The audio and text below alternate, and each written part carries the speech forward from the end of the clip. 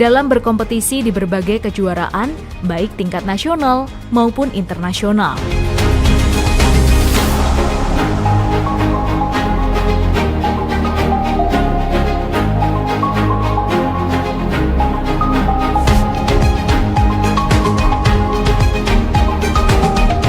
Kami memberikan bekal pengalaman kepada mahasiswa untuk mengikuti berbagai program kerjasama internasional dalam bentuk joint degree, double degree, short course, summer camp, dan program-program kompetisi pada level internasional. Sebagai perguruan tinggi Muhammadiyah, kami menjadikan Al-Islam dan Kemuhammadiyahan sebagai landasan bagi seluruh kehidupan kampus. Pembelajaran menyenangkan dengan beragam aktivitas untuk mengembangkan potensi bakat dan minat yang dimiliki mahasiswa. Organisasi kemahasiswaan yang lengkap serta 3 organisasi otonom Muhammadiyah menjadi pilihan terbaik bagi mahasiswa dalam menyalurkan minat dan bakat baik di bidang akademik maupun non-akademik. Seiring dengan perkembangan teknologi yang semakin pesat, fasilitas jaringan internet kami tingkatkan untuk kemudahan dalam proses pembelajaran e-learning, berbagai transaksi pembayaran, dan perkuliahan. Kami memiliki smart room yang dapat mengintegrasikan semua sistem informasi manajemen kampus yang ditampilkan pada dashboard eksekutif sistem, sehingga dapat mempercepat pengambilan keputusan dan layanan pada dosen, tenaga kependidikan, mahasiswa, dan orang tua yang semakin cepat dan optimal. Selain itu, kami juga dapat melakukan analisis media sosial, teleconference, maupun online meeting. Dukungan lebih dari 750 tenaga pengajar berkompeten yang memiliki kualifikasi terbaik di bidangnya. Sejak 2017, kami memperoleh akreditasi A institusi oleh Badan Akreditasi Nasional Perguruan Tinggi atau BANPT. Selain itu, berbagai capaian lainnya telah berhasil kami raih.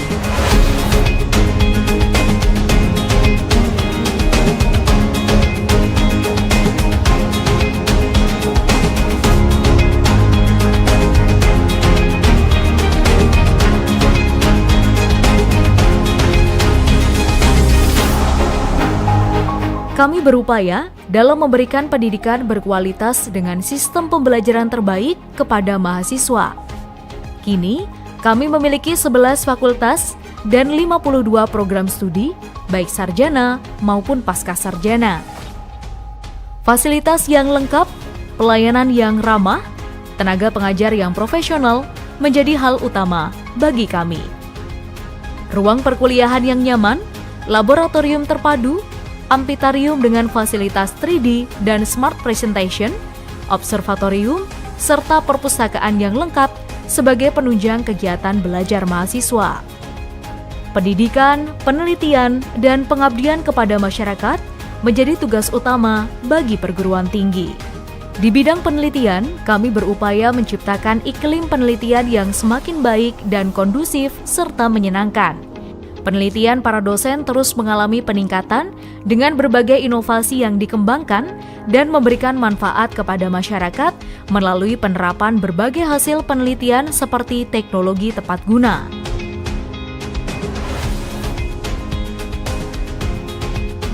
Target luaran publikasi ilmiah dalam bentuk buku, publikasi pada jurnal nasional terakreditasi maupun jurnal internasional bereputasi terus-menerus mengalami kenaikan yang signifikan. 78 jurnal yang dimiliki di berbagai bidang keilmuan, 33 jurnal yang terakreditasi SINTA, 3 diantaranya terindeks Scopus, dan hal ini menempatkan UAD sebagai perguruan tinggi Muhammadiyah pertama dan satu-satunya yang memiliki 3 jurnal internasional bereputasi terindeks Scopus. Tidak hanya itu, pada bidang pengabdian kepada masyarakat, mendapatkan pengakuan yang membanggakan, yakni dari klaster sangat memuaskan menjadi klaster unggul. Kami membangun jejaring yang kuat dengan berbagai lembaga, instansi, dan perguruan tinggi, dibuktikan dengan adanya berbagai rekam jejak kerjasama nasional maupun internasional. Kerjasama yang dijalin mencangkup kegiatan-kegiatan bidang pendidikan, penelitian, dan pengabdian kepada masyarakat yang diwujudkan dalam bentuk seminar, workshop, publikasi, dan berbagai program lainnya. Kami menjalin kerjasama multi-years dengan Erasmus Plus Uni Eropa melalui program Capacity Building for Higher Education dalam pengembangan bidang kewirausahaan dan disaster management. Alumni merupakan aset berharga bagi perguruan tinggi. Untuk itu, kami senantiasa terus meningkatkan kualitas lulusan. Untuk mengetahui kompetensi lulusan di dunia kerja, kami melakukan research study dengan memaksimalkan partisipasi para alumni melalui Kamada, Keluarga Alumni Universitas Ahmad Dahlan.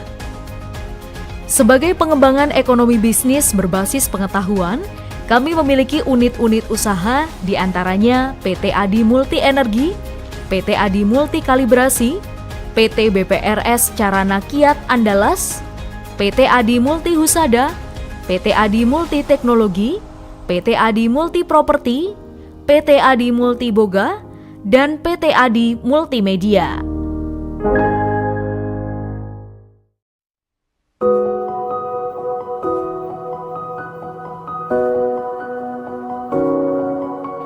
Siapkah kamu menjadi salah satu bagian dari kampus penggerak peradaban Islam berkemajuan? Kampus impianmu di masa depan yang menjadikanmu generasi muda berkarakter unggul. Universitas Ahmad Dahlan adalah kampus impianmu untuk mengembangkan diri, bertumbuh dengan karakter unggul dalam menciptakan ide-ide terbaru.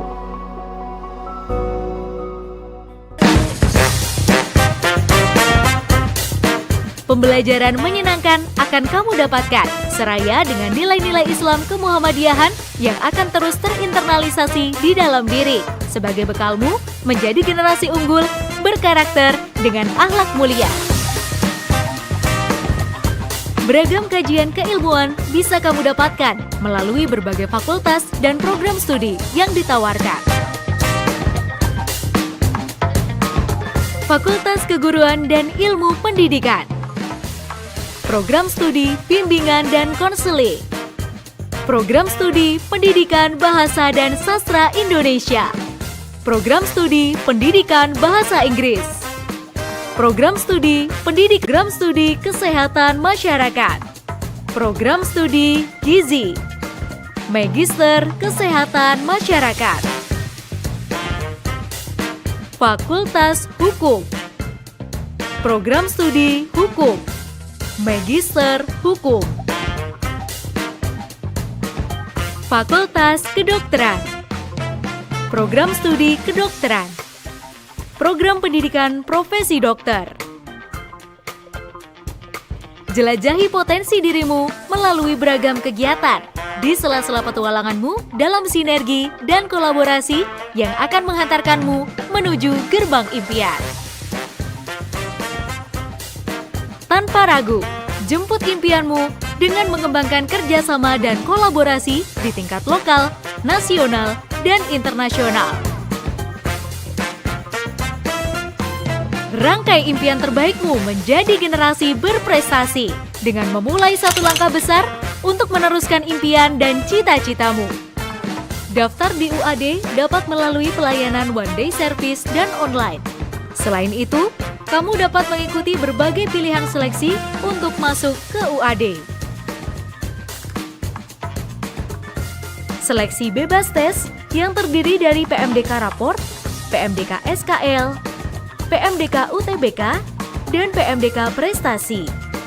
Penelusuran siswa berprestasi atau PSB yang terdiri dari PSB Farmasi dan PSB Psikologi. Seleksi komputer Base Test. Seleksi bebas tes kedokteran yang terdiri dari jalur PSB Kedokteran dan UTBK Kedokteran. Jalur tes CBT Kedokteran. Seleksi beasiswa. Beasiswa program misi kader persyarikatan, Hafiz Quran, dan SSO, Seni, Sains, dan Olahraga. Beasiswa prestasi. Beasiswa KIP Kuliah. Informasi selengkapnya penerimaan mahasiswa baru di website pmb.uad.ac.id, Instagram dan TikTok pmb_UAD, atau hotline di nomor 0853 8500 1960 dan 085 6267 1960. Kini, saatnya bersiap mewujudkan impian dan cita-citamu dengan menjadi salah satu bagian dari kami, Universitas Ahmad Dahlan.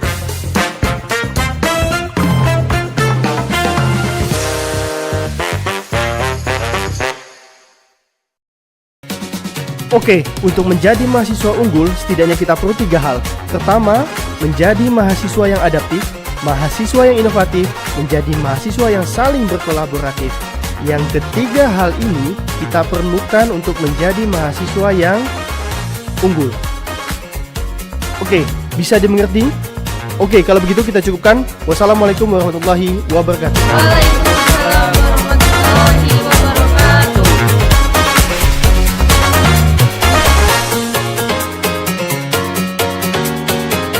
Hai, Gimana persiapannya? aman kok Am. Kali ini Fakultas Teknologi Industri harus jadi juara ya. Siap. Kira-kira udah berapa persen nih persiapan buat lomba? Untuk persiapannya sendiri dari robot tari sekitar 90%, sedangkan kalau dari robot Di sini cita-citanya mau jadi apa? Saya mau bikin robot, Bu. Kalau Aira mau jadi apa? Mau jadi Esmod, Bu. Exmood. Iya, seperti itu. Kita harus memulihkan ekonomi dari resesi karena perusahaan sangat terkena dampaknya. Bisa dilihat dari grafik penjualan yang semakin menurun dan tidak stabil. Bagaimana perusahaan kita ke depannya akan berkembang kalau seperti terus menerus? Saya nggak mau tahu, pokoknya besok strategi harus ada di meja saya. Saya sebenarnya ngerasa stres banget. Entah itu tuntutan dari atasan, tuntutan deadline, dan semua itu membuat psikologi saya sangat terganggu. Kalau begitu, kamu tenang dulu karena dari segi psikologi seharusnya kamu berada di keadaan yang aman.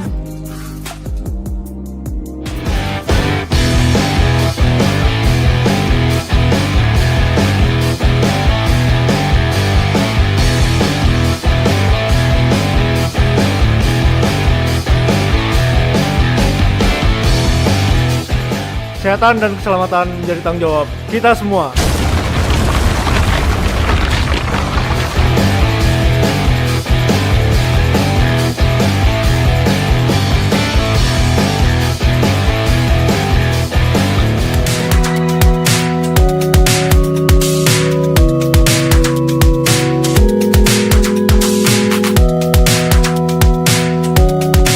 Salah pilih cinta boleh, tapi jangan salah pilih obat ya.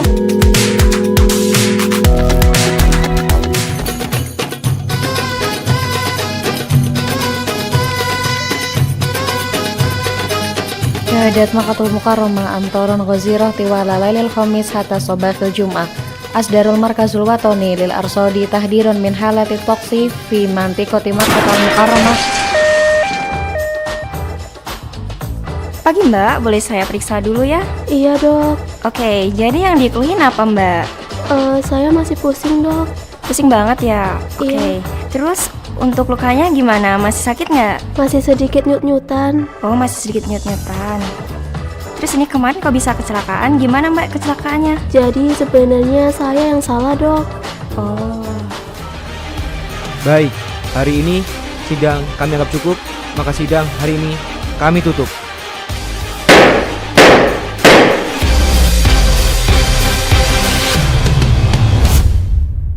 gimana? Oke. Oke, cut. Bungkus.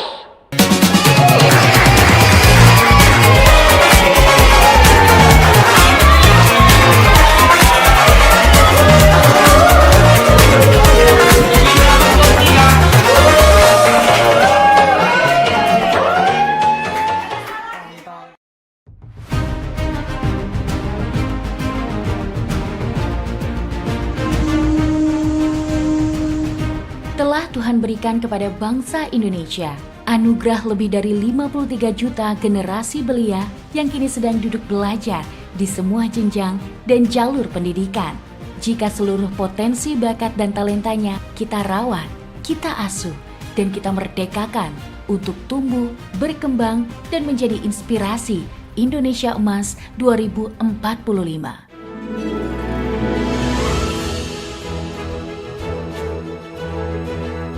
Kenali dan merawat semua potensi keunggulan anak bangsa. Itu adalah menjadi tanggung jawab kita bersama. Mentransformasi potensi keunikan bakat alami, gifted, menjadi potensi aktual, talented. Kita lakukan melalui berbagai ajang talenta. Kita hadirkan ruang pembuktian diri bagi para belia untuk belajar menjadi generasi berpengalaman, berpengetahuan dan kuat dalam penciptaan di bidang sains teknologi, seni dan budaya, vokasi, kewirausahaan, dan olahraga. Kita menolak untuk menyerah. Kondisi pandemi yang menghadirkan segala keterbatasan ruang dan sumber daya tidak menyurutkan kita semua untuk terus menghadirkan berbagai ruang pengalaman dan penciptaan itu. Kita fokus dalam menjaga berbagai ruang itu tetap hidup, penuh semangat berprestasi melalui upaya adaptasi masif. Memigrasi semua ajang talenta menjadi berbasis online dan hybrid sejak tahun 2020.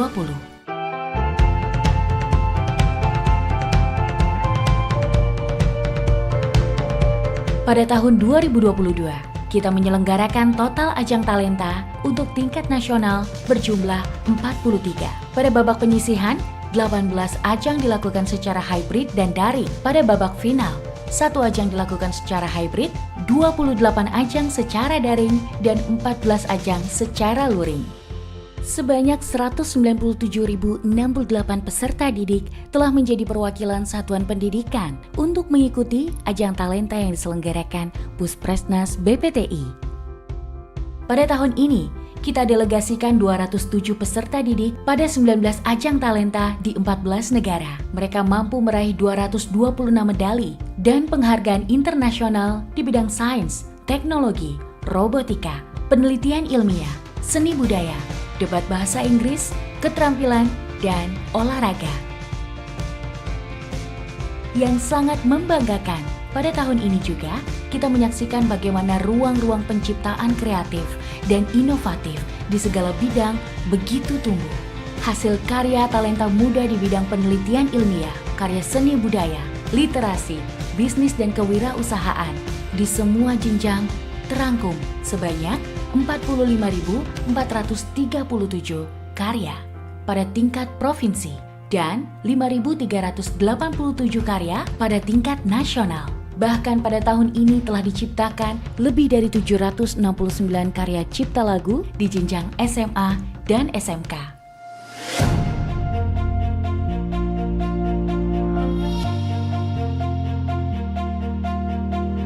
Kita tentu saja tidak hanya ingin berhenti sampai pada kompetisi. Manajemen Talenta Nasional mengamanatkan pengembangan ekosistem akuisisi dari kapitalisasi talenta, sekaligus pemberian penghargaan dan insentif yang lebih luas kepada peserta didik berprestasi. Kebijakan Merdeka Belajar episode 10 adalah komitmen kuat kita untuk memberikan fasilitas karir belajar bagi peserta didik yang diwujudkan dalam program Beasiswa Indonesia Maju atau BIM. Beasiswa Indonesia Maju menjamin karir belajar talenta berprestasi, menciptakan talenta-talenta kelas dunia untuk membangun sektor prioritas negara di tahun 2045. Kini BIM telah diberikan kepada lebih dari 600 peserta didik di jenjang S1 dan S2, baik di dalam maupun luar negeri. 171 diantaranya sedang menempuh studi S1 di perguruan tinggi utama dunia di Amerika Serikat, Kanada, Eropa, Singapura, dan Australia. Mereka berasal dari program persiapan S1 luar negeri Pusat Prestasi Nasional.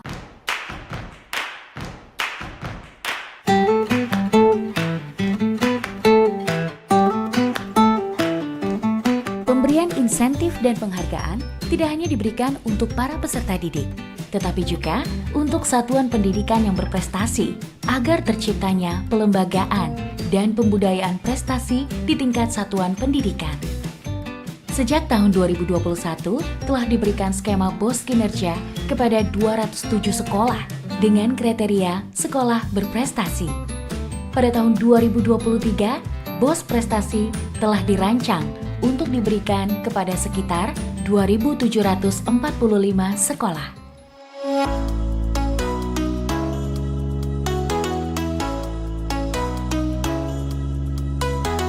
kita juga terus berupaya untuk menjadi bagian dari implementasi kebijakan manajemen talenta nasional di bidang sains, seni budaya, dan olahraga. Berbagai program pengembangan identifikasi, penyediaan database, dan pemetaan talenta melalui pengamanan sistem informasi manajemen talenta peserta didik kita terus dikembangkan secara sinergis sehingga pengelolaan talenta unggul Indonesia dapat dilakukan secara lebih efektif dan berkelanjutan. Tata kelola, kebijakan, dan program kita terus diupayakan melalui upaya pelembagaan yang lebih kuat dalam bentuk pengembangan standar penyelenggaraan ajang talenta. Pengembangan layanan melalui pembentukan Balai Pengembangan Talenta Indonesia atau BPTI. Penguatan dan perluasan dengan 78 mitra strategis. Pengelolaan komunikasi media yang diharapkan dapat lebih mendekatkan layanan kepada peserta didik dan masyarakat. Media sosial Puspresnas menjangkau keseluruhan wilayah provinsi di Indonesia. Peningkatan jumlah pengikut terus bertambah dengan audiens yang sesuai target sasaran meraih interaksi yang tinggi.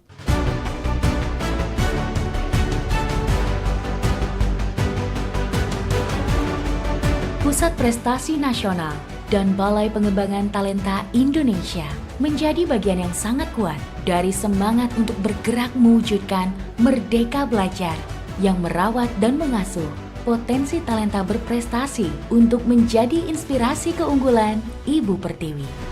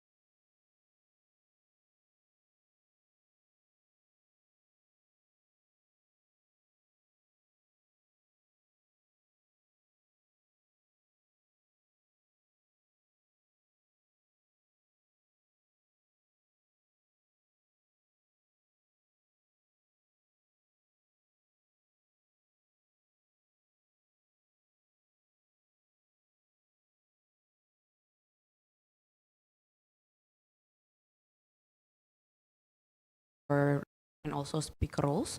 For Sumatera Utara,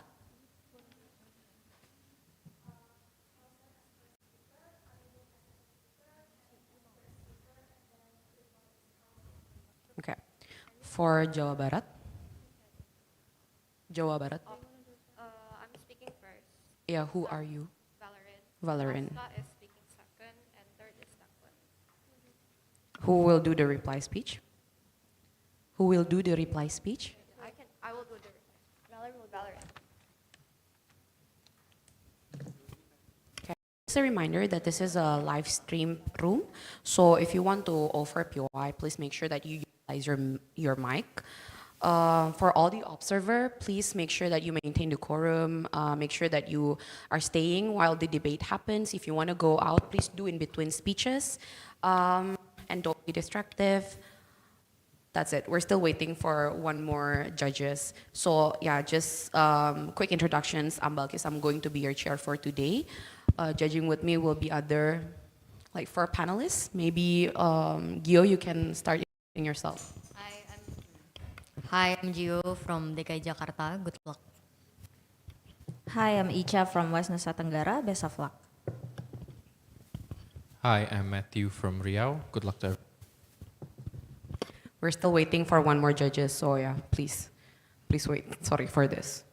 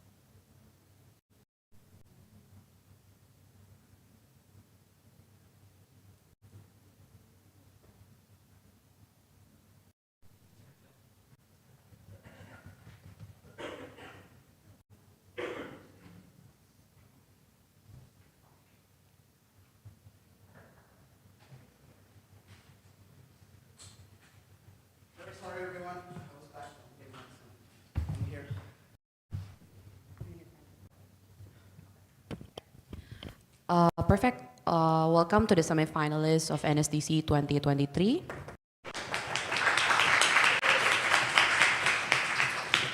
Yeah, so Tara will be a panel for today's sessions. Without further ado, we would like to welcome the Prime Minister from the government side of the House. You may have the floor here.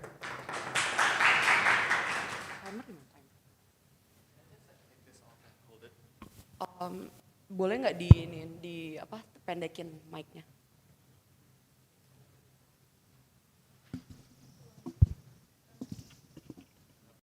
Just checking, is the timer visible? Prime Minister?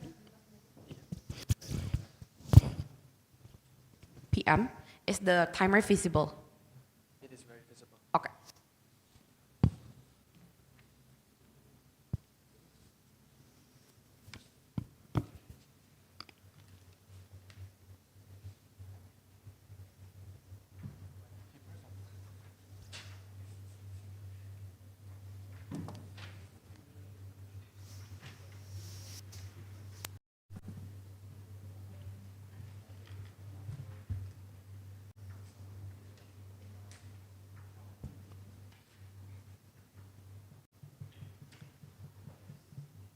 Time and time again, social movements have been ignored by governments all around the world.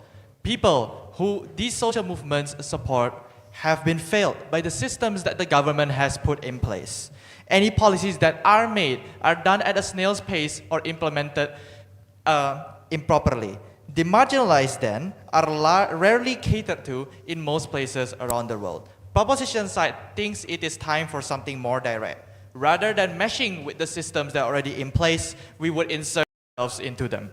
4 pieces of framing at the top of my speech. Firstly, is on the mechanism here. I think our mechanism is quite simple. We'll just send more representatives from the social movements to be able to talk and to liaison with government officials and to tell them what the social movement wants, what we stand for, and why we want that, and hopefully convince them to be able to do something.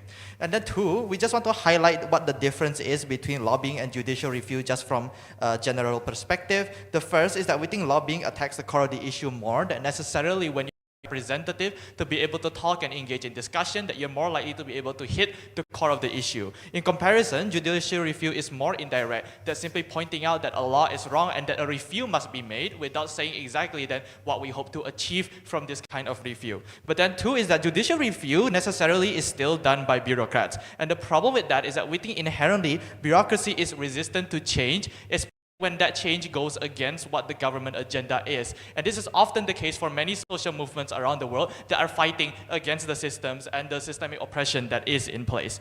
And then 3, on note on the motion, 2 things. First is that it's a prioritized motion. So I think we think on both sides, lobbying and judicial review will exist. It's just the difference would be the amount and the prioritization of it. But yeah.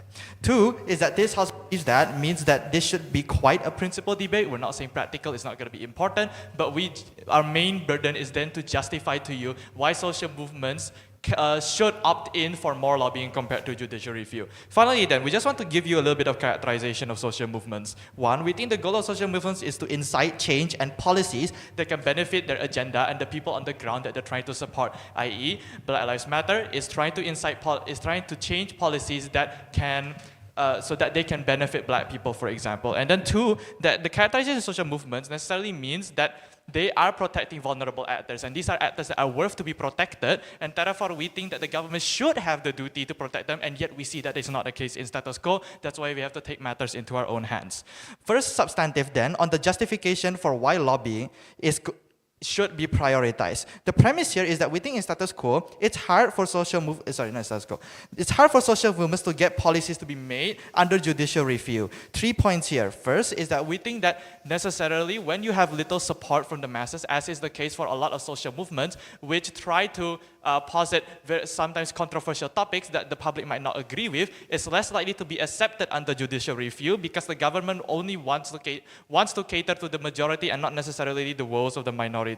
But the difference then with lobbying is that movements are directly involved and can keep reminding them that, hey, this is something that we advocate for and you should push as well. Two is that judicial review is indirect, as we told you at the start. But what this means in this case is that it doesn't have the same urgency than direct lobbying, i.e., I as a government official am going to be more influenced and more moved by somebody going up to me and telling me, hey, I think there's a problem here, here's how we should fix it, rather than giving me a piece of paper saying that we have a complaint about this here policy, we think you should change it, but I was never told how to do that, and then I still have to get that paper and submit it to somewhere else, and probably I'm not the last in the line to enact that kind of policy change, right? We think that necessarily then judicial review is a more indirect system that requires more hurdles to be passed before policy can be made. But then three, we think judicial review is a system open to mostly everyone. And therefore, a social movement that does put its problems on a judicial review system is less likely to be highlighted, right? That politicians are swamped with various other requests for judicial reviews, that your request that you want to stand for your social movement might not necessarily be so highlighted in their minds. And this is important because we need to prove that the judicial review system would be more likely to fail compared to lobbying. So then why is lobbying so good? 4 reasons. First is that because the movement directly engages and reminds bureaucrats, this means that bureaucrats can't necessarily forget that, for example, a request was made to review this kind of law, as is so often the case in status quo, and in just very simply, customer service, for example, when you make a complaint and then it's just forgotten because it has to go through so many steps, right? 2 is that we think that lobbying is more exclusive, that politicians are not as swamped with lobbying, primarily because now they are reserving time for personal time between your representative and the politician means that it is more highlighted and more fresh in their minds. 3 is that possible solutions ideas are given directly with lobbying, i.e. that the social movement thinks of possible solutions for this kind of problem and immediately proposes it to the politician instead of waiting for them to make changes on their own. And then 4, we think that in status quo, companies and other influential actors lobby all of the time, right? And sometimes it's even for policies that are against social movements. So then they need to prove, at least for social movements, they advocate for the rights of those who are vulnerable and not, for example, for the rights of a massive conglomerate. They need to prove to you then why then when social movements lobby, it is exclusively bad, or rather it is not going to be effective when companies and other influential actors have used it all the time and it is shown to be effective. Before I move on to my second substantive, any POI? Okay, I'll move on. Second substantive then, on more practical side, how it helps agenda of social movements. 2 premises here is that first, we already explained to you that lobbying necessarily creates more urgency for bureaucrats and government officials to be able to consider it, but moreover then, that it makes your movement more valid in the eyes of those government officials when it is a real person that is meeting them. 2 is that since you meet government officials directly, then you are likely to be able to talk with them and to build up a relationship with them. So then we think that this leads to 3 impacts. The first is that there's more net policies on our side of the house when you prioritize lobbying, and this means that more policies that benefit those who are marginalized are going to be made, or at least you get more representation within the government on our side of the house when you can sway these people who are important to your side. While their side would choose to wait for the slow turning of bureaucracy when it has shown that in status quo, bureaucracy has failed these people time and time again. And then second impact then, we think that this can create connections within the government, right? That when you sway someone to be on your side, that they have more power to be able to attract other people to be on your side as well. I.e., I as a government official am going to be more easily swayed when I know my friend supports this social movement and he explains to me why he advocates for this social movement instead of a piece of paper given to me or something that I read on the news, which is much more indirect. Therefore, then the comparative is that because on their side, they have less personal meetings between these people, they necessarily have less connections, kind of curbs the power that social movements can have in status quo. Third impact then is that we think that this can actually create trust, or rather buy-in, from members of the social movement, but also from people who are not involved in the social movement. Why do we think so? It's because the act of lobbying is probably seen as a more frontal approach compared to trying to fit in with the system, i.e. judicial review. What this shows to the people is that the problem is really that urgent, that it really is that bad, that you need to take such a direct approach to solving it. When necessarily means that people are going to be more likely to believe that your cause is actually for something and something worth fighting for, which means more buy-in, and that social movement can get more power to be able to lobby and to influence the government to make more policies that can benefit them. And why do we think this is important? Is that we prove that lobbying has benefits compared to judicial review, but moreover, that because of the nature of this social movement, that lobbying and that new policies will necessarily benefit the most vulnerable on our side of the house. For all of those reasons, I'm proud to propose. Thank you for that fine speech. I would like to welcome Leader of Opposition. You may have the floor here.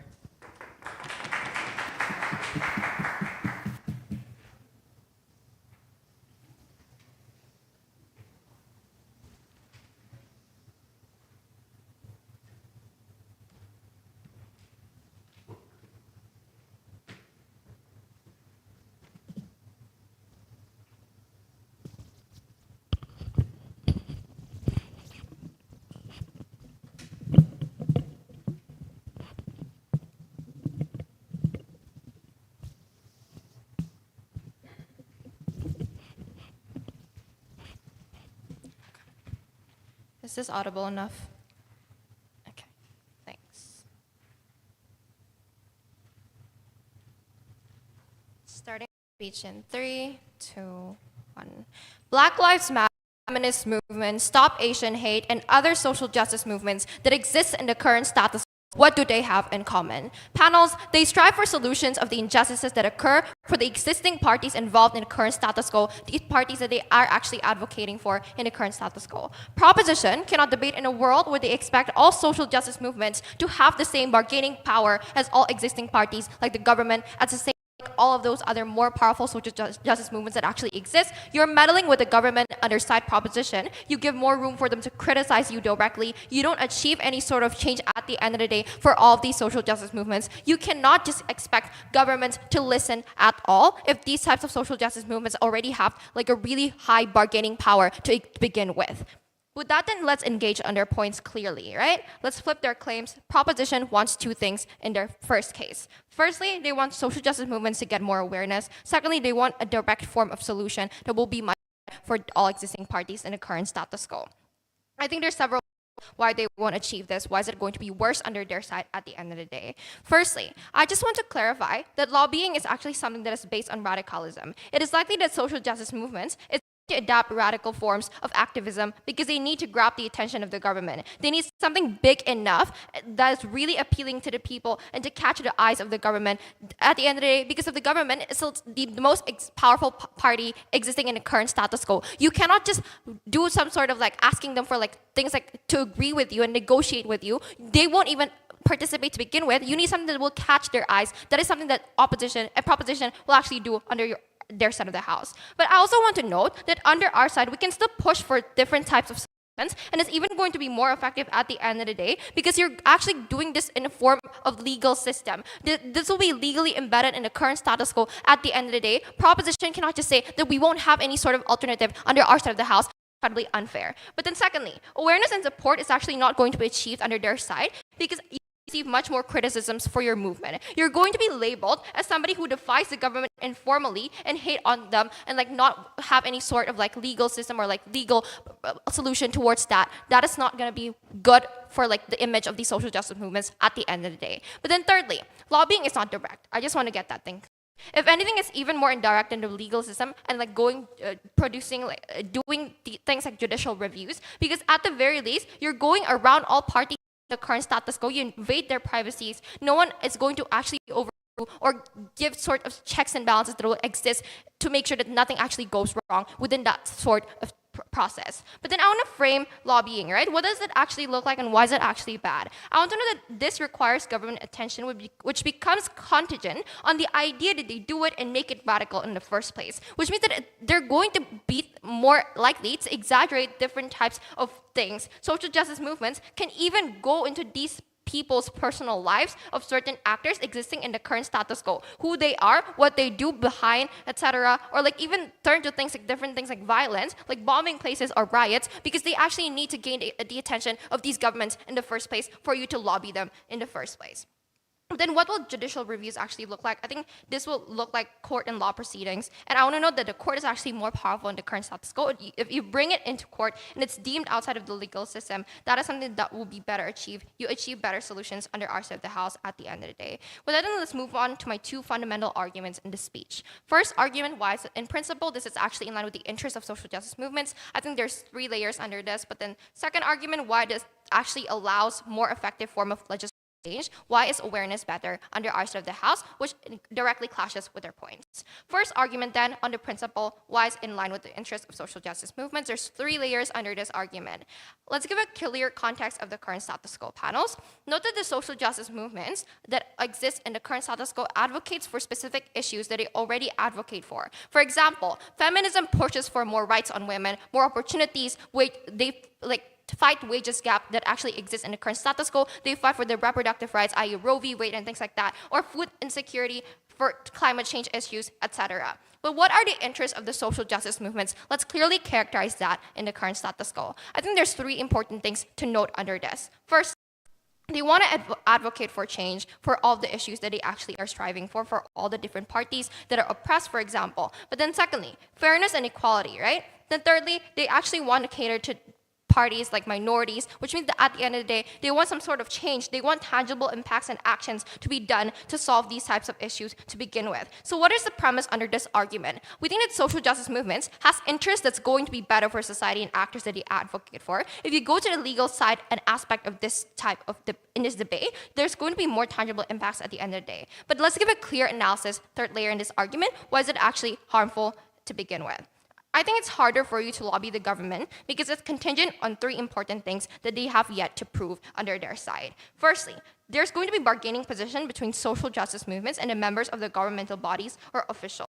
The power of these social justice movements, I want to note panels, that is based on the voice of the people. It depends who actually who participate in these types of movements, who are actually advocating insight from within and things like that. So if these social justice movements do not have any sort of support to begin with, they have lack of support, if they actually also agree to that, if, for example, they consist of the minority, they cannot appeal. At the end of the day, nothing is still achieved anyway. But then secondly, let's give a clear framing on the issue on subjectivity vs objectivity. I want to know that lobbying is based on the idea that these social justice movements actually wants. They support their own self-centered interests, unlikely for people to be objectively judged, that because no legal body has the power to oversee that, it's going to be much worse under their side of the house. But then thirdly, there's going to be an assumption that government is actually going to cooperate and listen.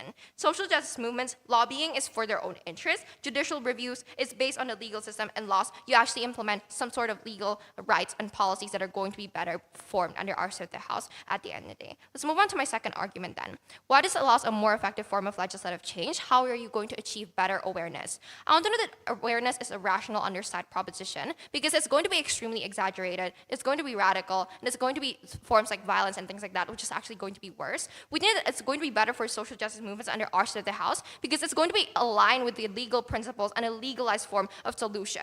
So the premise under this argument is simple. We're doing it in a civilized manner where there's clear legal proceedings are going to achieve a more tangible impact at the end of the day. But what are the structural reasonings? Why is it actually better for the social justice movements and the government system and the society as a whole?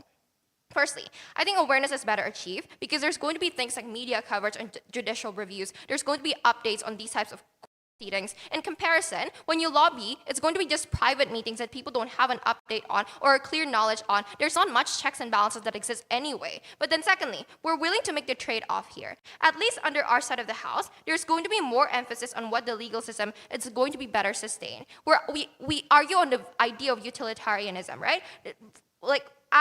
At the very least, it's going to cater better to the people. It's going to cater better to the majority because these are legal rights that everyone are actually experiencing in the current status quo. You change policies more effectively under our side of the house, it is what matters. But what are the impacts at the end of the day? What is the conclusion of my speech? Firstly, I want to know that trust is worse on social justice movements under side proposition because they're deemed as radical. Secondly, awareness is better achieved because there's going to be other forms of ways to actually get more attention in the current status quo under our side of the house. For all those reasons, proud to oppose. Thank you, LO, for that speech. I would like to welcome the Deputy Prime Minister from the government side of the House. Here.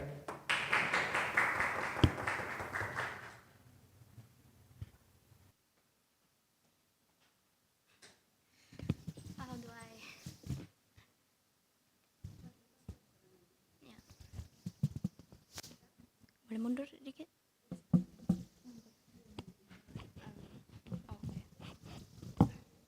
Okay. Check. All right.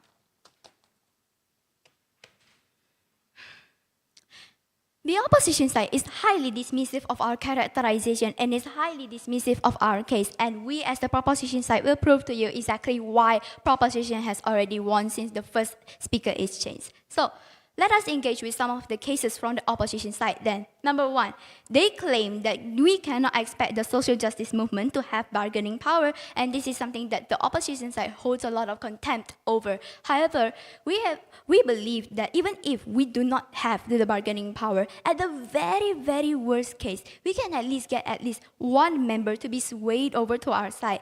And that one member, when swayed to our side, it can at least lead to sparks within the lawmaking scene or whatever, and make us a trailblazer and further our social movements. And this has already disproven what their point of contention is. Secondly, they claim that somehow lobbying invades privacy. However, mind you, we have never ever have we said that we will ever invade privacy. Lobbying, we are forming connections such as lobbying over dinner, over games of golf. When has that ever count as invading privacy? As that is a question that we raise towards the opposition side, and it's a burden that they have to prove and engage on. Third of all, they claim that somehow lobbying is indirect. However, my Prime Minister has already clearly characterized to you that lobbying is, and in fact, an even more direct and a more frontal approach towards this to gain the changes in legislation. If anything, their side is the one that has a more indirect approach towards this kind of situation, where they rely on a bureaucracy to pass the message through a medium, which I will prove to you why it is ineffective. Fourthly, they claim and highly champion that the court is more powerful in the status quo. However, we from our first speaker, we have already proven to you that the court is still relying on a bureaucracy and is dismissive, and this is dismissive towards the Prime Minister's characterization. From the Prime Ministers, we have already characterized that the bureaucracy is slow, ineffective, and lazy. Sometimes the complaints and the cases that they appeal towards the lawmakers, it can get lost within the administration, and we cannot guarantee that the case that they propose can even get to the lawmaker in the first place. Fifthly, then, what I have an issue with the opposition, they claim that lobbying is ineffective because of some reasons. Number one, we lack bargaining power, and number two, it depends on the voice of the people. However, the bargaining power one doesn't even really hold a lot in this debate, as I have already rebutted before. And secondly, on how it depends on the voice of people. We already have that as the social justice movement. As the social justice movement, of course, it serves the interest of the people, and therefore, a lot of people will be supporting the social justice movement as well, right? Therefore, we already have the voices of the people on our side. So I don't see why the opposition claims this to be a reason why lobbying is ineffective on our side. Sixth, they claim that the social movements are self-centered and therefore ineffective in lobbying. However, this is at best a symmetrical harm on both sides, because even if you do pursue the legal way as they frame it, it is still self-centered either way. So this is something that the opposition cannot claim as well. Having said that, let me move on to my substantives. Let us, the proposition, characterize to you first why the government needs the social movement in order to clarify this debate. First of all, social movements are seen as an hindrance, something that blocks their views. This makes the government hate and hold contempt for social movements. Number two, government lacks knowledge and information about the social movements. Number three, government ignores and neglects social movements because they see them as rebels and troublemakers. And I as the deputy today will prove to you why the proposition can effectively negate all those reasons and prove to you why lobbying is better in achieving legislative change. Yes, I'll take that PY. Why is one government official that will side with you enough for change to happen? What about the bad image that social justice movements are going to be attacked with because of radicalism to lobby? We don't think that lobbying is radicalized because we are privately making connections towards the lawmakers. So I don't really understand why the opposition keeps on claiming that we will still have the bad image. Then, moving on then, why our side is more likely to garner legislative change? Number one, social movements want change and they want to make their cause clear. When we take into account the precedented ignorance and neglect the government has expressed and our weak and pacifist ways are extinguished, it is time for the social movements to take a more direct approach if they want to have a shot at being heard and if they want to make an actual change. In lobbying, the social movements will still be harder to ignore since the information is directly presented and they are being forced to face the truth and they have to digest this information face to face. First of all, then, face-to-face interaction is much more powerful than words. With face-to-face interaction, you will naturally be more persuasive and actually humanized and tangible. And that is something that humans like lawmakers can actually connect with. With that in mind, the connection that the social movements have with the lawmakers infinitely boosts their chance, as the lawmakers will be more likely to pay attention to your case and therefore garner legislative change in the end. With that in mind, this connection benefit that is exclusive to our side directly addresses one of the main reasons why the government neglect legislative alteration for the social movements. By connection, we gradually yet strongly introduce the information and social movements goal in a more palatable way. Opposition cannot claim that the judicial review is also a palatable way, as I will disprove soon. So then, by lobbying, we provide and educate the information to the lawmakers directly, and we also negate their content and bad prejudices against the social movements. Because through connection, we humanize the social movements, and the lawmakers like, oh, these social movements aren't so bad at all. So then, this effectively negates one of the bad images point that the opposition tries to use against us. So then, by lobbying, we provide and educate the information, and we also we influence the government to be quietly and unknowingly, and this is based on trust, which is a precedent towards legislative change. Secondly then, in comparison to judicial review, where the exclusive human connection is lost, the lawmakers will not prioritize you. They will not be incentivized to even look or even glance over to your case. You are just another complaint file amongst the pile. Your case will get drowned out and fall into obscurity. Opposition side is very dependent on the bureaucracy that has been infamous for being very slow and incompetent, and it does not guarantee that any legislative change at all, and their case doesn't even get submitted. If the case isn't even submitted, how can it garner any real legislative change? This is a question we raise towards the opposition side.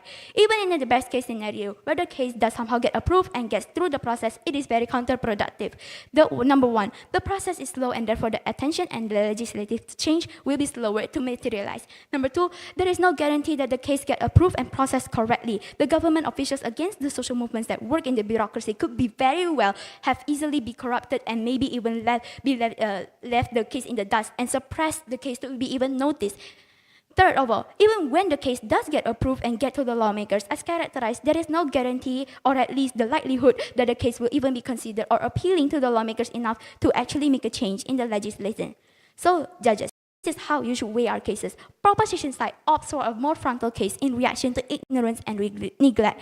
Through lobbying that can forcibly and open their minds and make them be more open-minded towards our social movement, our likelihood is higher and the turnout result is way better than the opposition side. While the opposition side chooses a very meek and pacifist way to garner legislative change, even though it has been proven time and time again that the government does not care. If you really do want legislative change for these social movements, vote for proposition side. I am very proud to have proposed. Thank you for that speech. I would like to welcome DLO. You may have the floor here.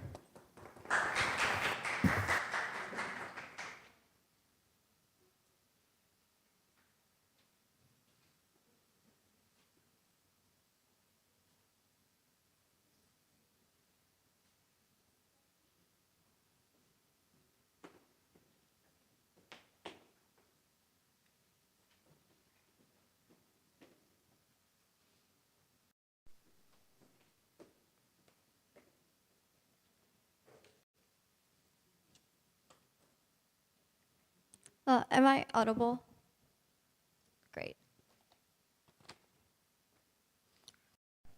Starting my speech in 3, 2, 1.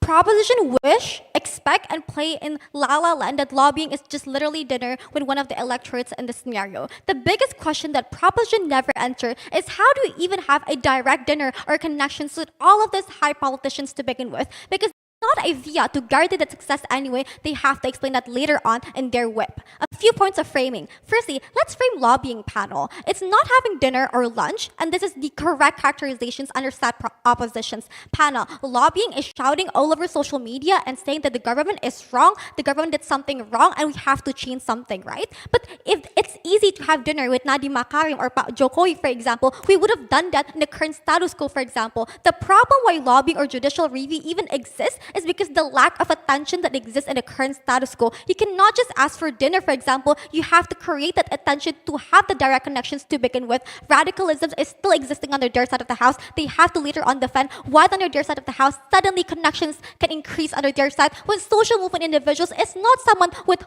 big bargaining power, is not someone that is actually holding a lot of power within like a certain nation, for example. That's their missing point. But if you still don't buy that, then here's the one contradiction. PM said they want to do something frontal. DPM said they want to have a deep connections with these certain people, which is what is their side actually proposing. Do you want to be something frontal or do you want to be something deep connections within the government system, for example? It is something still questionable. A few points of flaw. Firstly, PM plays in a utopic world that, the history of problems change it when you are not even a credible actor and your complaints is mostly subjective or against the legal principle to begin with. That's why you don't do judicial review, for example. You don't align with UUD, for example. I understand it's a fiat for them to do that, to have a certain prioritizations, but all the benefits is two best case anyway, and how you're going to suddenly win is not something that they have actually proven in this debate, right? Their whole case fallen if they cannot even prove the likelihood of direct connections with with like a certain politician, for example, if they cannot prove that Jabar win this debate. First issue then, I'm going to talk about the idea of likelihood, right? Firstly, they talk about more representative to talk to government. We say it's going to be harder to talk for government for a couple of reasons. Firstly, you have to have a strong connections with a government system, for example, or you have to have a huge bargaining power to begin with. If you're not having to do radical things to attract attentions in their side of the house. But thirdly, there is no way talking one face to face suddenly can change everything. One dinner is not going to change the whole legality of a certain nations under their side of the house. It's two best case under their side. They have to engage with the worst case scenario, right? But secondly, let's talk about the judicial review. I'm going to argue that this is they said that it's not enough. We say it's for a reason why it's still going to be more than enough under our side of the house and side oppositions. Firstly, panel in the status quo, may not be enough because of how then it is not prioritized under our side of the house. They did not push more legal principle or did not push to do these certain things. They're too focused on awareness all the time to raise awareness towards society. Panel, this might sound harsh, but in the status quo, social movement has many views from society already. What we need is not the trust from people, but more trust from the government, and it is what side oppositions will achieve under our side. Thirdly, in the world of propositions, you do frontal radical stuff that makes your government doesn't even like you anyway, that thinks that you're too much and you're something that is oppositional towards him, right? You have to explain to me why then someone that is oppositional suddenly going to be accepted by the government in and of itself. But fourth and lastly, only in side proposition you justify government to attack frontally back to you because you do it first to them. In side oppositions, we point out inconsistency of their actions within the legal principle, which is more justified to begin with, and that's a review nicely, not something that is frontal or something that attacks them directly in and of itself. Moving to second clash then, about the further impacts, right? They said lobby exclusive because you give direct solutions under their side of the house to responses. Firstly, no, this is not even exclusive because we also do that because the reason why then we want a review, there's a problem that needs to be solved, and one of the ways is to change these certain policies, for example, true proving legal principles is not being aligned with. But second, we say it's even better under our side when you give a concrete evidence that they are wrong, that they're inconsistent, to actually make them believe that there actually needs to change something. Even if it's something that is liberal or new, you can still find a legal principle talking about equal rights, for example, talking about equality for people and fairness for all people. We said it is still accessible under our side.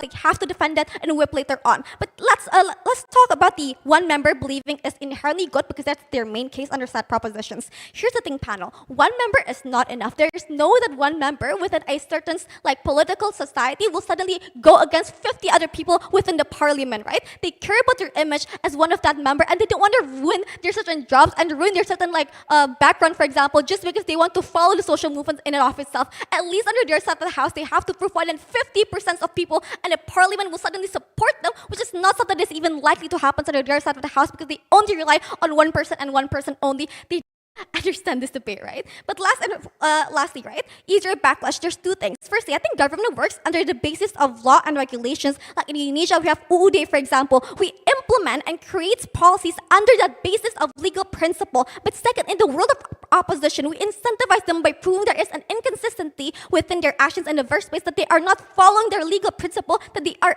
for the decades. They have to prove later on in their side of the house why then something that is again a legal principle needs to still be adhered under their side of the house, needs to still be changed under their side of the house, which is still a missing bullet under their side of the house. I'll take the PR now.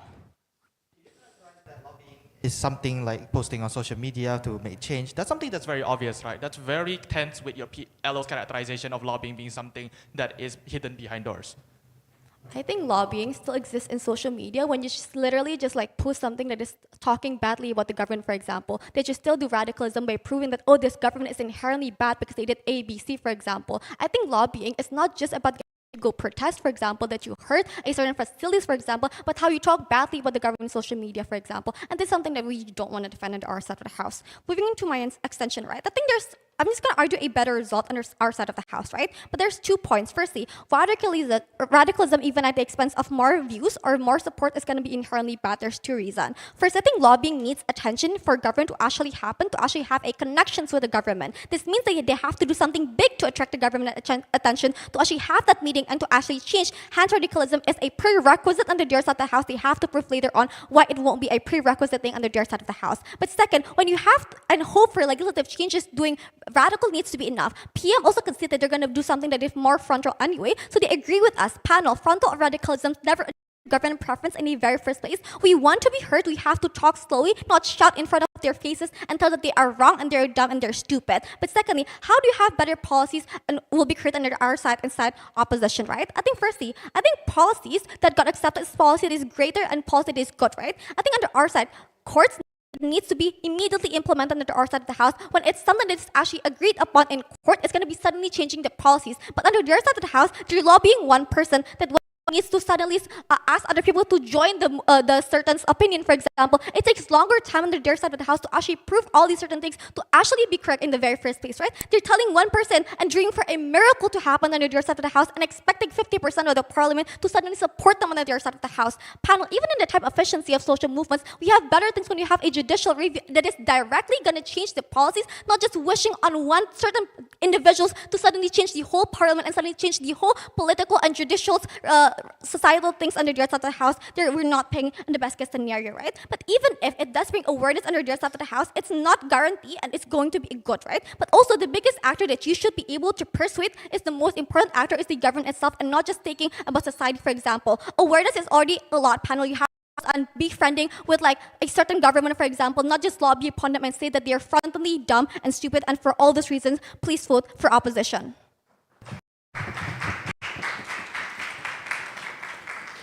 Thank you for that speech. I would like to welcome the third speaker from the government side of the House, Government Whip. You may have the floor. Here.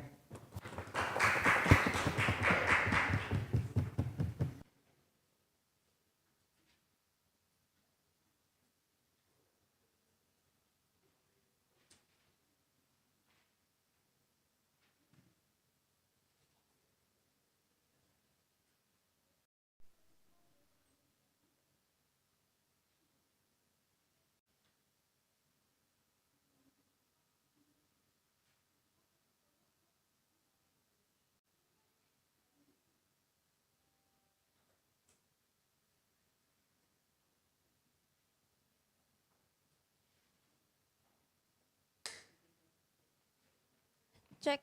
Am I audible?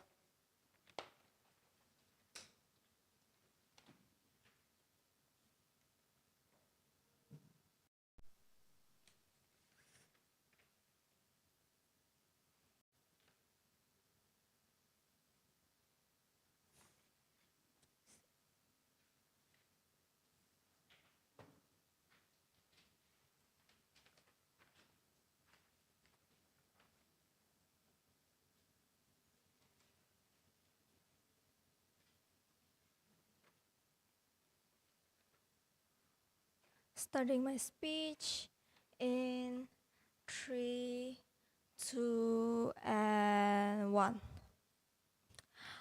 opposition side of the house keep being dismissive on this debate and keep attacking our side of the house without even like telling us how exactly their side will look like.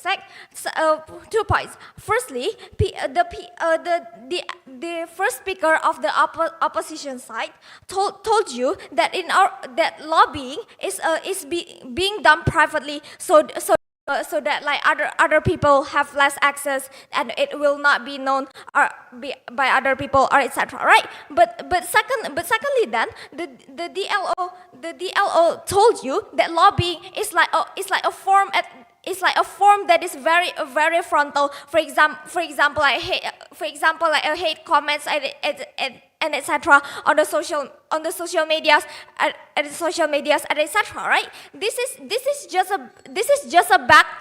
We think that this is just a backlash because these 2 points already a different definitions, right?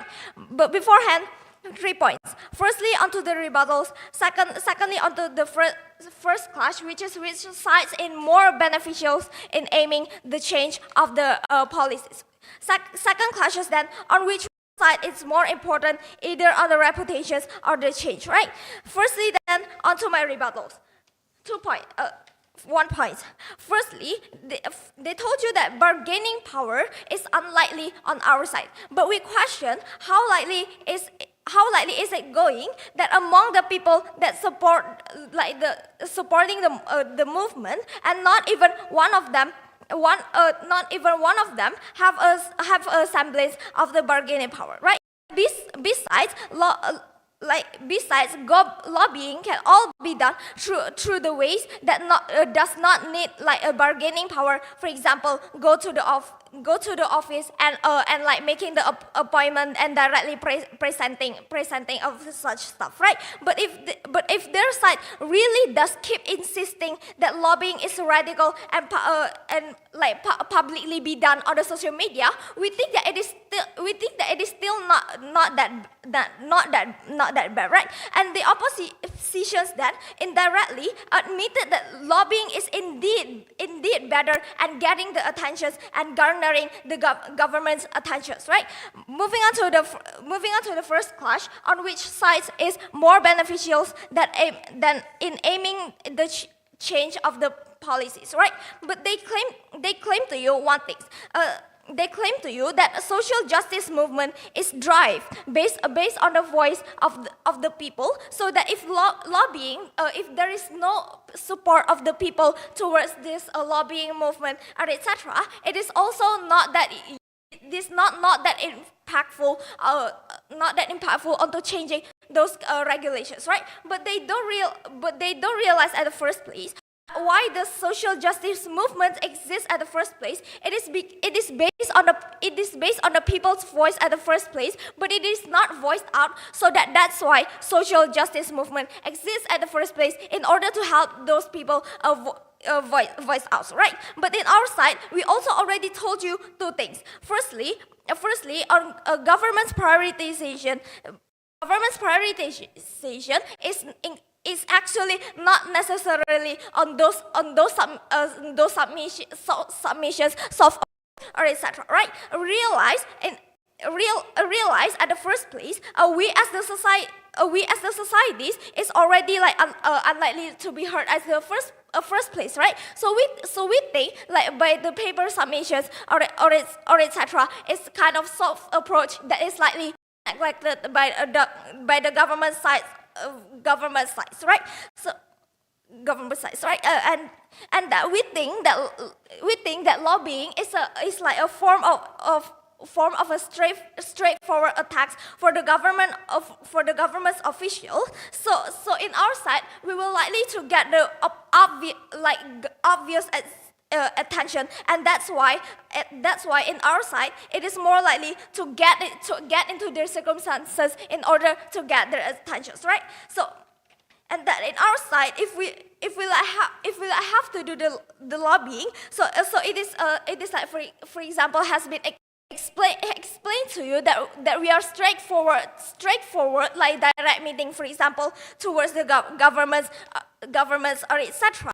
So we are likely to build connection to build the connections better towards them, right? So this has two benefits. This has two benefits on government sides of the house. Firstly, we will likely to create a more forward and a faster change. I realize social movement at Thank you. Realize the social movement at the first place is like a group that leads people that likely to lead a people's voice. So they're supposed to do like something that will likely to catch their targets, for example. So we think that prioritizing lobbying is like more beneficial, right? Secondly, then we can gain the trust from the societies. So as for example, as we are more likely to build like fundamental approach and so on and so far. So the social justice movement on the first place will likely to be perceived as a reliable movements, etc. So in our side, it is more beneficial for the social justice movement to keep moving forward and etc. Right? Second clash then, which one side is more important, either the reputations or the change, right? They claim to you two things. Firstly, lobbying on our side will deem radical or because we are like keep moving forwards directly, etc. Secondly, then they also told you that they need something that will catch their eyes, so that this will so that they're likely to change, right? But we told you that this is not as opposition side of the house explain to you about the radicalism, right? We have to realize that radicalism is that attack directly without even have the intentions to change or etc. But in our side, we only like having the intentions to reach out the government's officials to like influence them or having the critics to them or etc. Right? And then on the second point, then they told you that they need something that catch their eyes, but they never told you what on their side that will catch the government officials' attentions. So we don't exactly understand what they want onto their opposition side of the house, right? And exactly on our side, we already told you that in our side we are likely to do the directly movement or etc. So in our side we are likely to catch the government's attentions and etc. So we are likely to. So in our side we are so proud to propose. Thank you for that fine speech. I would like now to welcome the opposition. You may have the floor here.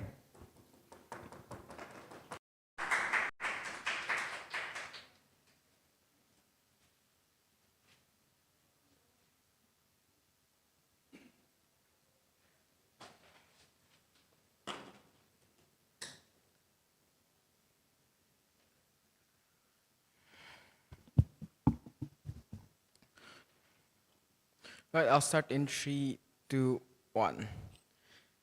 Panels, these government officials who are in high positions don't just spend their time scrolling through like social media and looking at social justice movements. They are only bothered if there's a direct attack on them. And this is why it is not that easy to just get a private meeting with these high-ranking government officials. To do this, you need to actually do something big to attract their attention, right? Side proposition has to explain how their side is actually just likely to gain these meetings in the first place and why this is not more likely to happen than court proceedings, right?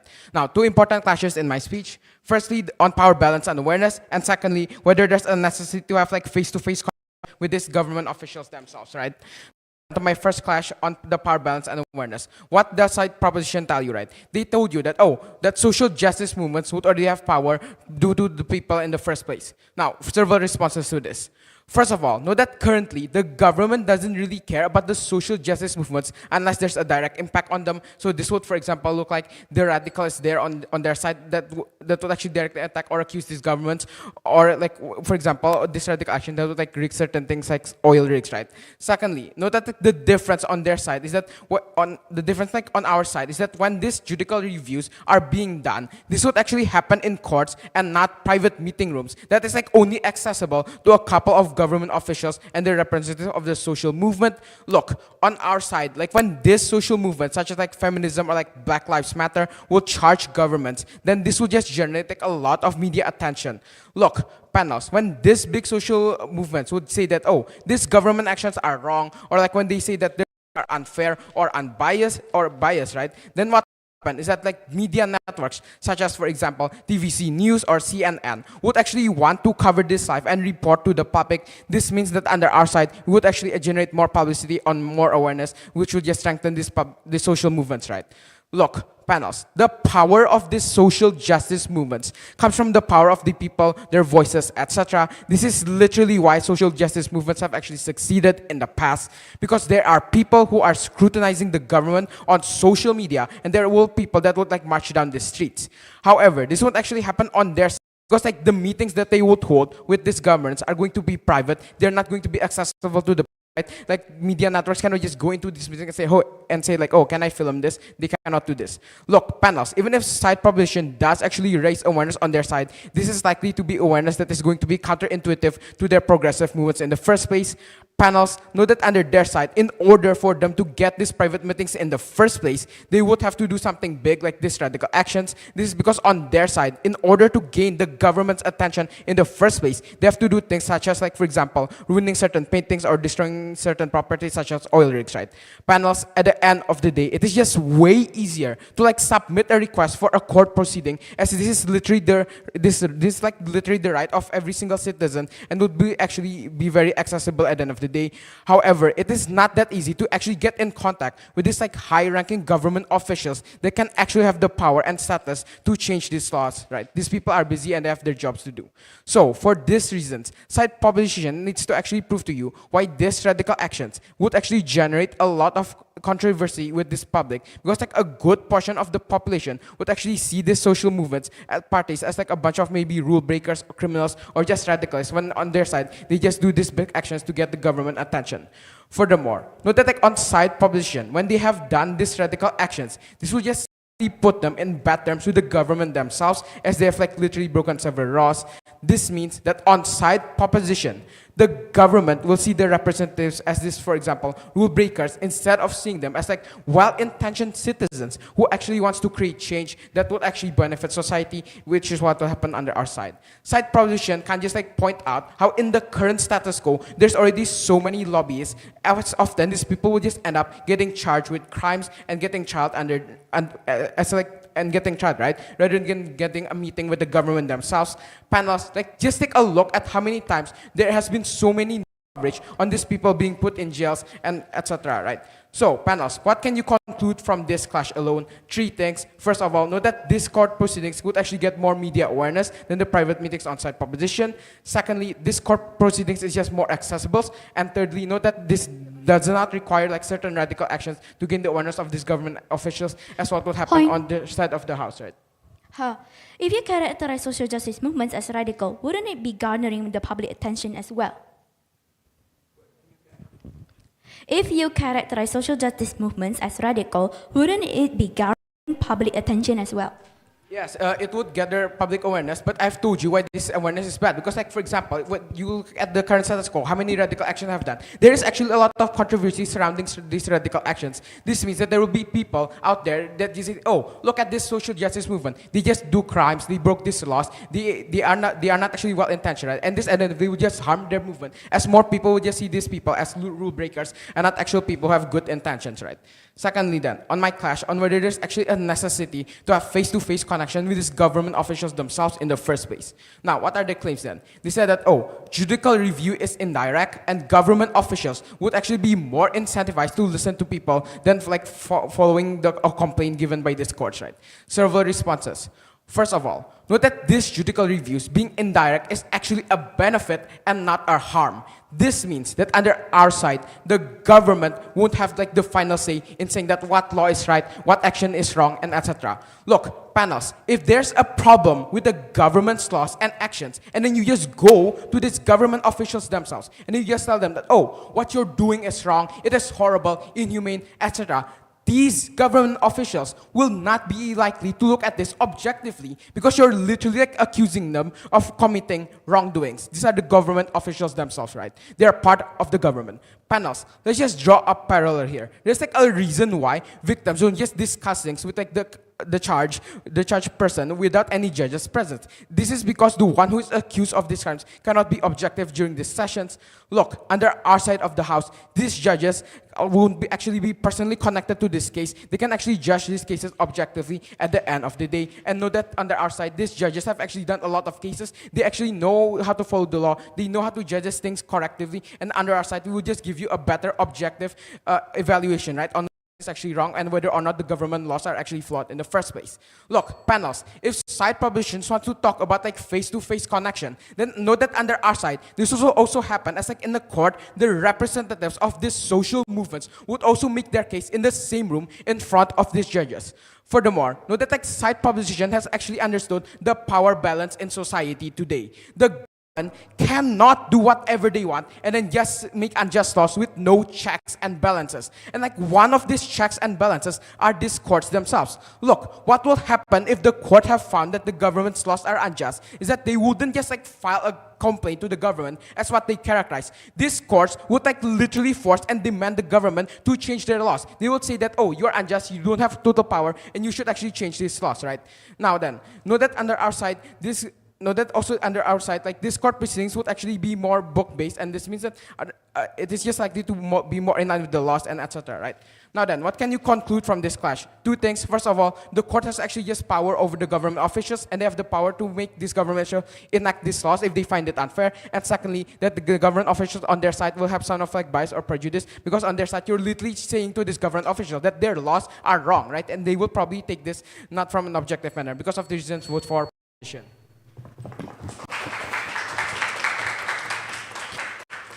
Thank you for that fine speech. To conclude the case of the oppositions, I would like to welcome opposition's reply. You may have the floor here.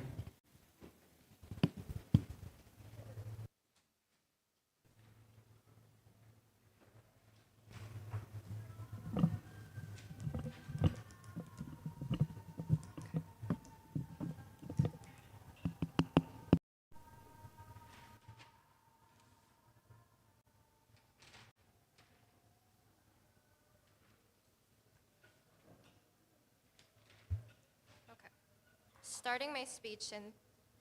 Hold up. Is this audible enough? No.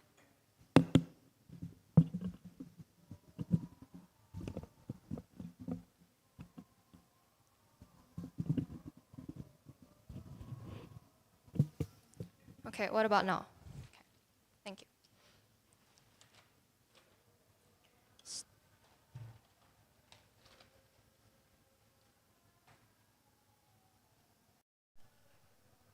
Starting my speech in 3, 2, 1. You can't go against a more powerful body in the government system and expect one government to make change and change all the officials inside the parliament. Asking for a meeting from the government is not something achievable. You are treated as a commoner when you just enter the system just like that. Governments are not obligated to actually agree to meet with you in the first place. The reason why Indonesia has UUD or Pancasila is for it to be adhered to. It is the basis of fundamental basis of the current government system that laws and policies are actually supposed to be in line with. They cannot accuse us of being dismissive when their whole whip engaged nothing of our DPM's case to begin with. Without a strategic mistake, two important things to note here. Firstly, they never actually proved to you why one single meeting to lobby the government is actually something that is direct. Their whole case falls if they cannot prove to you of the direct connections without radicality that actually exists under their side. Because when you are not a credible actor, your complaints will not be heard anyway on your end. Secondly, I want to point out a major contradiction in their case. Their PM said lobbying is a frontal action and it's going to be direct and simple just like that. But then this doesn't make sense. And like their DPM actually conceded that, oh, this is you're going to have deeper connections with that government official. That's why you're going to make change and you're going to persuade them. I don't get why that is actually making sense or something that's exclusive. It's too late to clarify and reply which side is it, right? Well, there are then two important clashes in this debate. First clash, which side fulfills interests of social justice movements more? Second, awareness and the support for social justice movements. First clash then, on the interests of the social justice movements. I think more change happens under our side of the House. Policies are passed down and created better because of two things. Firstly, the interest of a greater good.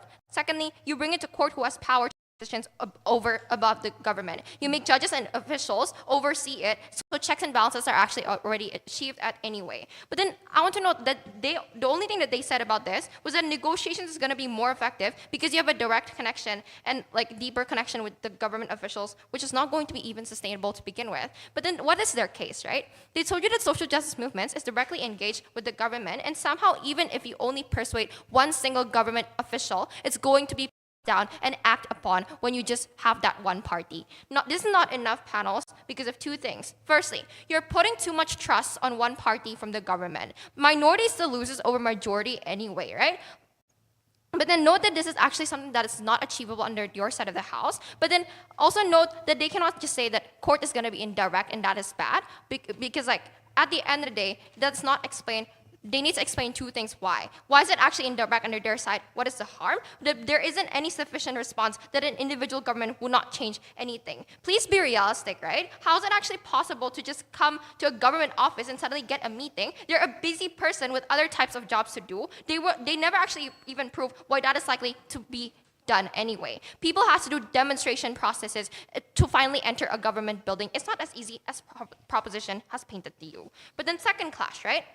More awareness and support for social justice movements. What is the case? We told you media reports will be done and updates on the court's proceedings will be done. That's why you get more awareness. But then secondly, legal. This is legal, so this means that people listen to it and it's passed on more effectively. But then I want to know that their case and response was not enough because firstly, what they do under their side of the House, these types of negotiations and lobbying is going to go unregulated, no one to oversee. But then secondly, the bargaining position still exists, which I want to note that they never actually even clarified or engaged to that point. But then thirdly, you actually just hinges upon assumption of government is going to cooperate and listen. But lastly, under the issue of trust, I want to know that that is not something that will be achieved under your set of because lobbying needs attention for the government to actually happen. This means they have to do something big to attract government change. They're more likely to do things like radicalism and things like that and violence, which is going to ruin the image of these types of social justice movements at the end of the day. For all those reasons, Jabar wins. Thank you for that speech. Now to conclude the case of government and the whole debate, I would like to welcome Gov reply. Here.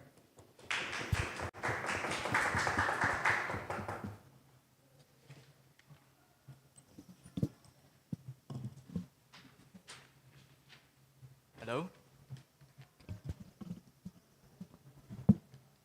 Okay.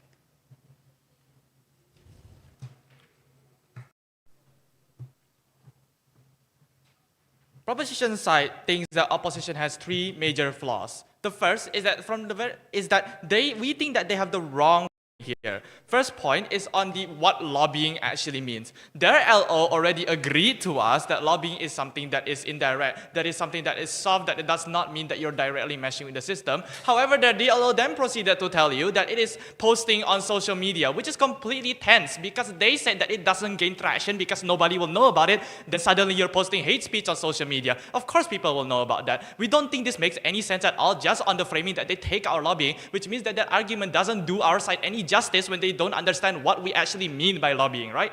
But then two, on the point of frontal and direct, we think it's not too late to clarify that because actually I said this at the very start of my speech, right in my opening. If I may remind you, I said that rather than meshing with systems, we would insert ourselves into those systems and influence them directly. That was what we mean from the very start with engaging and with being frontal. It's not about them in the head or anything as they might imply. But okay, second point is that opposition accuses us of playing in a very idealistic world. But we think that they commit the same crime. That all of their arguments really assume that the judicial system is perfect and all accommodating. When from the very start of my speech, I already characterized to you why bureaucracy is slow and that it doesn't accommodate and ignores the pleas of many people. If they accuse us of this, they do it so much worse, as they never tackle our points on, for example, cases being dropped, cases losing interest over time, and the massive time that is taken that necessarily means change will take longer to manifest on their side of the house. While we tell you that when you actually do get the chance to meet a person, a government official in person, there is a likelihood that that case likely to be fresh in their mind and then more likely to be implemented on our side of the house. But then 3, they accuse us of causing bad reputation for that social media when they themselves already characterize social movements as something that is radical. Logically then, that even before they did this lobbying, they were already seen as radical. So what is the difference on our side of the house? They have to rectify this. We think this debate comes down to 2 clashes. The first on the principle, i.e. the interest of social movements. 3 points here. First is that they say that every social movement has different interests. So what?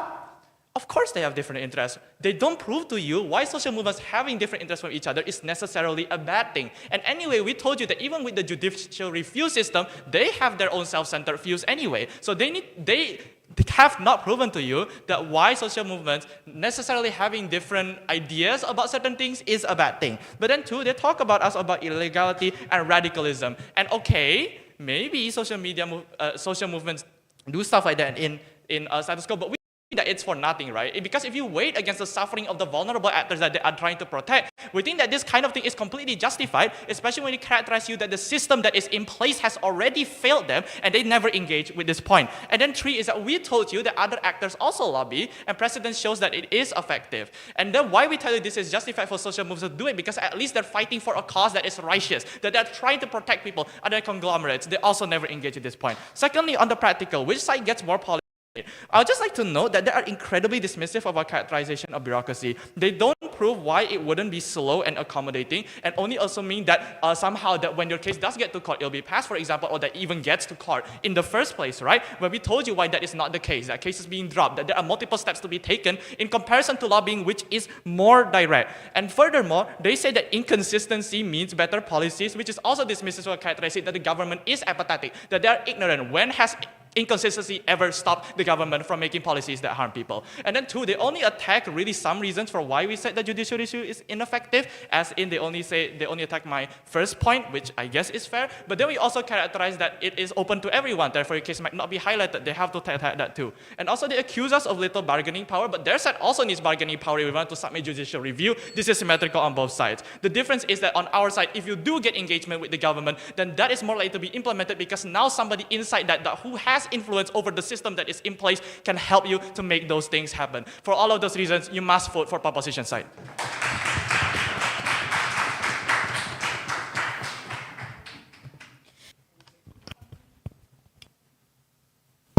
Okay. Thank you for that speech. That marks the end of the debate. For all participants, please shake hands and wait to the debaters' halls immediately.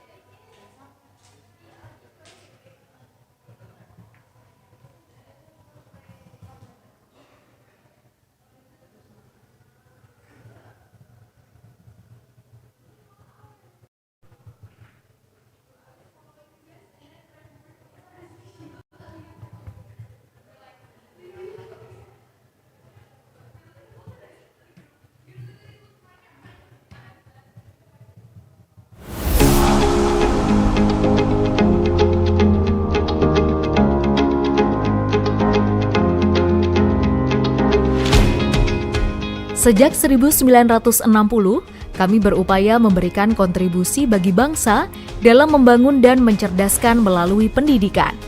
Universitas Ahmad Dahlan menjadi pilihan utama mewujudkan cita-cita. Setiap tahun, Tak kurang dari 7.000 mahasiswa baru dari dalam dan luar negeri bergabung bersama kami.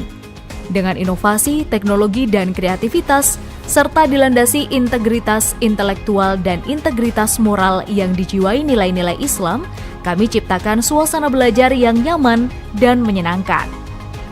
Kepercayaan masyarakat kepada kami dibuktikan dengan meningkatnya jumlah mahasiswa baru dari tahun ke tahun. Saat ini, lebih dari 26.000 mahasiswa aktif yang berasal dari berbagai wilayah di tanah air. Upaya internasionalisasi terus kami lakukan, ditunjukkan dengan adanya sebaran mahasiswa asing dari mancanegara.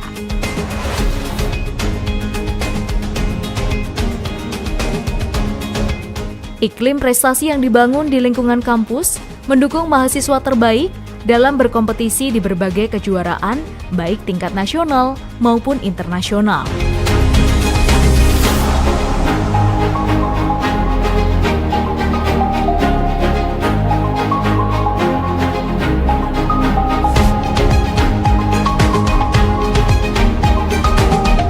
Kami memberikan bekal pengalaman kepada mahasiswa untuk mengikuti berbagai